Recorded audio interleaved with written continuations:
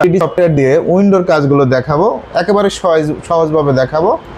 বক্সে ক্লিক করবেন, কোথায় ক্লিক, বক্সে স্ন্যাপ, এই পয়েন্ট থেকে এই পয়েন্ট, এটার হাইটটা 30 ইঞ্চি। ওকে, কালারটা হোয়াইট কালার দিবেন। কি কালার? White colour.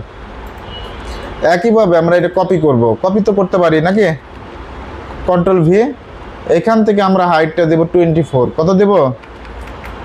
24। এখন আমরা এখানে অনেকভাবে বসায় দিতে পারি। আমরা যদি এখান থেকে কালারটা, আপনার কালারটা অ্যাকুরেট থাকতে হবে, সবগুলো অ্যাকুরেট কালার থাকতে হবে। কন্ট্রোল ধরে সিলেক্ট করবেন, উল্টাপাল্টা কালার দেওয়া যাবে না। যেমন এইটার একটা কালার দিয়েছেন আর একটা কালার দিবেন। এখন আপনাকে শিওর হওয়ার জন্য আমি যদি এই কর্নার থেকে এই কালারটা দেই, আমি তো জানি যে কোন কর্নারে, ওই কর্নার থেকে কালারটা কোনটা, এটা না, এটাই তো দিলাম। এখন আমরা যদি স্ন্যাপ ধরি, স্ন্যাপ ধরে এই পয়েন্ট থেকে এই পয়েন্ট বসাই, হ্যাঁ বসায় দিলাম স্ন্যাপ ধরে। এখন এটা কত বলছে? 96-এ। কত? 96-এ। এখন উইন্ডোর কাজগুলো কমপ্লিট করব। স্ট্যান্ডার্ড থেকে উইন্ডো, কোথায় যাব? উইন্ডো, স্লাইডিং, স্ন্যাপ, এই পয়েন্ট থেকে এই পয়েন্ট, তারপরে এখানে একটা ক্লিক করব আপার পয়েন্টে। জানালাটা কিন্তু একটু উল্টা আছে, হাঙে ক্লিক করব।